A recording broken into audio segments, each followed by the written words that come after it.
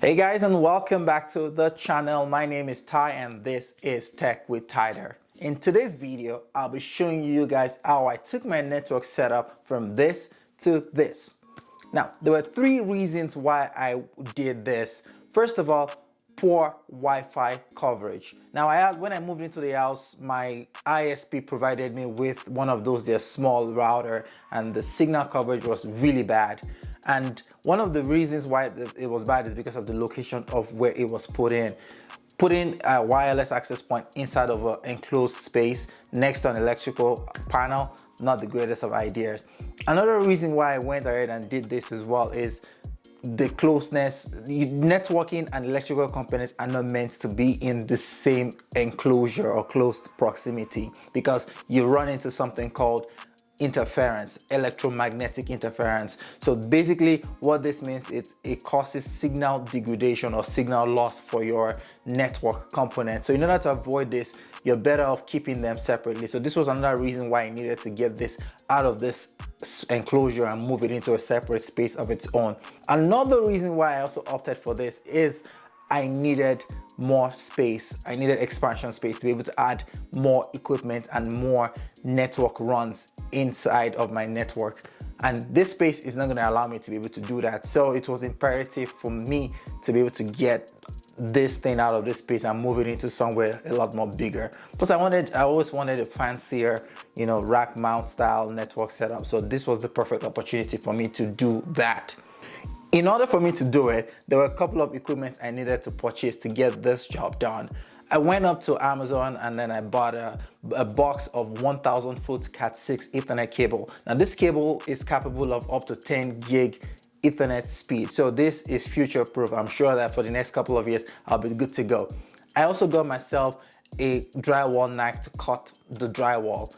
I got a low voltage bracket, RJ45 female connectors for the client side, and also I got a 48 port patch panel as well that will go into the network rack. I also bought a network rack. This rack is actually a wall mount and is capable of swinging wide open so I can access the back, and it also has a glass panel on the front so I can access the equipment from the front as well. I also bought a fishing tape and a pull string. Now I need this to be able to pull all of the cable lines through my wall, especially since this is already a completed house and I would need to fish the cables through the wall. I am somebody that loves wired connection. I prefer wired connection over wireless because wired is more reliable, less susceptible to interference from other external parties. Like for example, microwave can cause interference to your wireless coverage. Even your neighbor's Wi-Fi can cause problems for your wireless. So I try to leave my wireless devices for my mobile phones and other mobile devices that don't have the ability to be plugged in with wired connection. Once I identified the locations I wanted, I drew out the dimensions of the hole I needed to cut using the low voltage bracket and a pencil. And then I verified to make sure that it wasn't a stud by using the stud finder as well. Once I did that for all of the various locations I wanted to install these new data runs, the next step was getting Active access space. So luckily for me, I have Active access from within my office. So I was able to get into the Active above my main floor, and I was able to get to all the corresponding walls of all those rooms where I wanted to install the new run. And then I just had to drill the new hole into the joist. And then I was able to use the fishing rod to pull the new cable down into that hole that I cut for all those different locations. I was able to get all of these cables and then bring them down into the basement. But the problem was now I couldn't move the cable from that location in the basement across to the laundry room. And also, I also had the problem of being able to move the old cables that were run into that in-hole wall to my laundry room. In order to do that, I ended up having to cut a new access hatch in one of the bedrooms in my basement. So I did that in the closet space because that way I don't have to worry about fixing the hole right after. I just converted it into an access hatch instead, and also it is out of sight, so I don't have to worry about staring at this ugly cut hole at all. So with this access hole, I was able to access the cables from my main floor as well as move the old cables as well all the way down to my laundry room. Once I got these cables into my laundry room, then I mounted my network rack. But before I could do that, I used a backing board that I was able to use to drill into 2 studs to give it the proper reinforcement. Then I attached my network rack against this backing board. With my network rack mounted up now, I was able to load in the new wires or the new Ethernet cables into the rack. And then I began patching and terminating these cables. Now I did that using the 48 port patch panel that I picked up from Amazon, and I also picked up a punch down tool. So I began punching down each of those cables into the individual ports on the patch panel. But you gotta make sure that you label all of these cables so you know where all these cables are going to or where they're coming from. I did use the A standard. I mean, in networking, when you're punching down cables, you can either punch it down based on an A or a B standard. The difference between both of them is just where the corresponding color goes on the back of the RJ45 jack. So it doesn't matter which standard you use, just make sure you stick with that standard all the way to the end. Once I punched down the cables on the patch panel side of things, I proceeded over to the individual rooms and I installed the low voltage bracket in those holes that I had pre-cut, and then I terminated the other end of the cable into a female RJ45 jack. Now each of these locations where I got to install 4 network runs, so I had to do this for 4 cables per room. And then I got a 4-port faceplate as well, and then clipped all of these jacks into the 4-port faceplate, and then screwed this faceplate into my low voltage bracket. Once this was all done, the next step for me was to actually test all of these cable runs to make sure that they were actually properly installed. And I did that using a cable tester, which I also picked up from Amazon. And you plug in the tester to one end on the network rack side, and then you plug the other end into the client or the end device side as well. And then the thing will do the test and make sure that there's proper communication through the line. I did this for all of my 27 runs and made sure that they were all working fine. There were a couple of them that had issues, and then I just had to re-terminate them, cut the ends off and put a new end onto it, and then it was back up and running.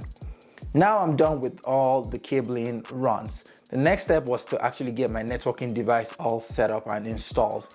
The first thing is I got rid of my ISP provided router. Now, one of the biggest reasons I decided to get rid of my ISP provided sole router is because of the fact that every customer provided equipment, most of the time the ISP have access to that equipment. So they're able to log in to actually make modification or changes or actually see what's going on in the network. Now that's how they're able to provide troubleshooting assistance to you, rather than them not being able to get access into my network. I opted out for the Unifi Dream Machine Pro. Now, one of the reasons why I went with this router is because it is a rack mountable router, and it will fit nicely into my newly installed rack. And another thing is it has some added features that makes this thing really excel. One of the biggest thing is something called IPS and IDS. So that's Intrusion Prevention System and Intrusion Detection System.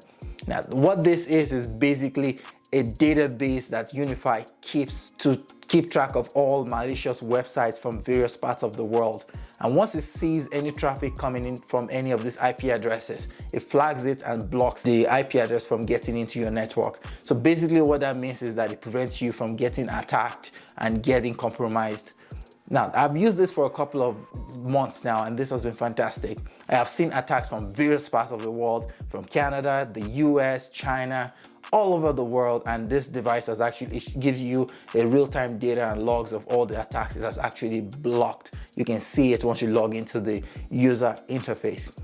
Another feature about this router that I love is the fact that it has a VPN support.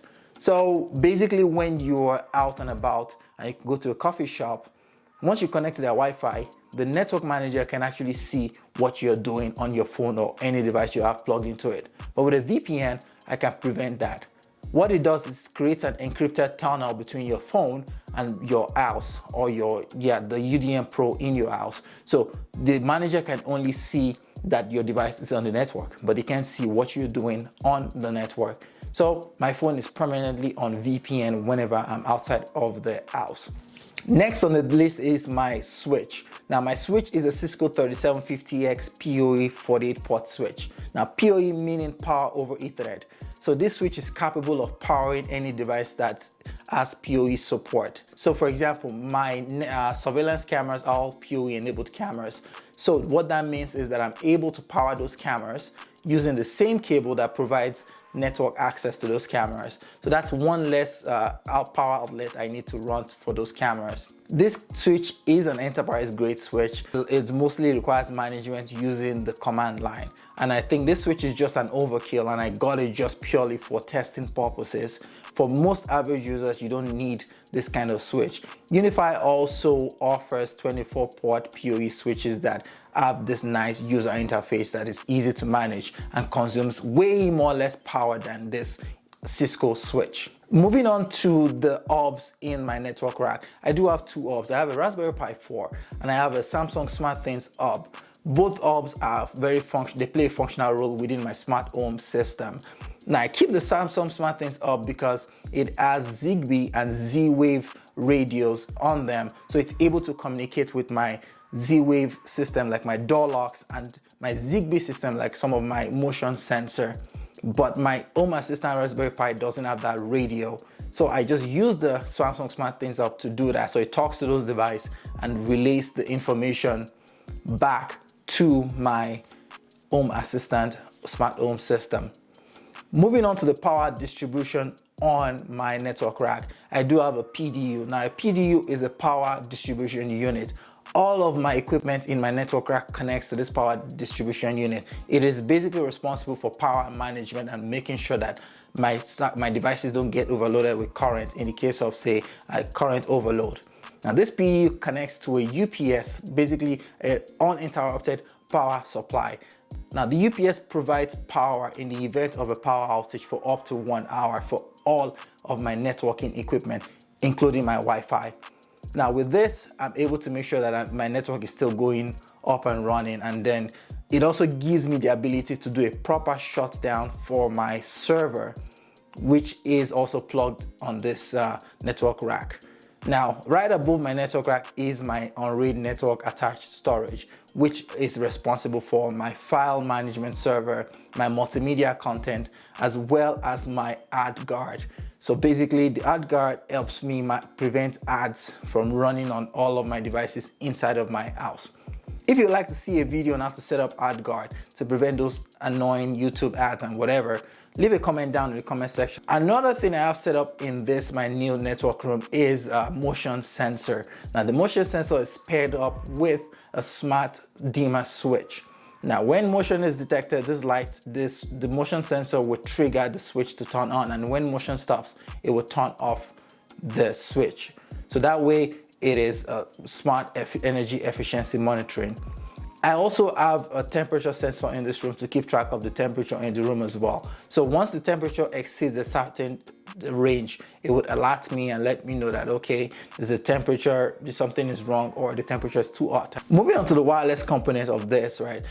I do have a Unifi U6 LR, and I installed it on the main floor in a very central location to maximize the coverage of my Wi-Fi. So basically what that means now is I have at least negative 55 decibel across my entire house. One way to determine your wireless coverage to your house is to use apps such as Wi-Fi scanners. That's Wi-Fi scanner, you can download them on your phone and then walk around your house, and it will tell you what the Wi-Fi signal strength is across your entire house. Ideally, you want it to go no more than negative 55 decibel. The look closer to zero, the better. But right now, I'm having negative 55 because I got rid of one of my wireless access points, which was a Meraki access point. The license expired, and to renew it is quite expensive at this point in time.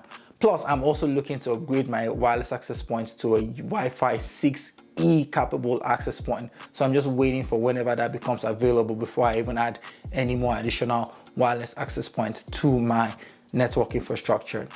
I want to say a huge thank you to you guys for making it through to the end of this video. And if you like the content you've just watched, make sure to like the video. And also, if you have anything to say or have issues with your network, leave a comment down in the comment section, and I will be very happy and much obliged to see what I offer a solution to you. Thank you so much, and I'll catch you guys in the next video. Peace.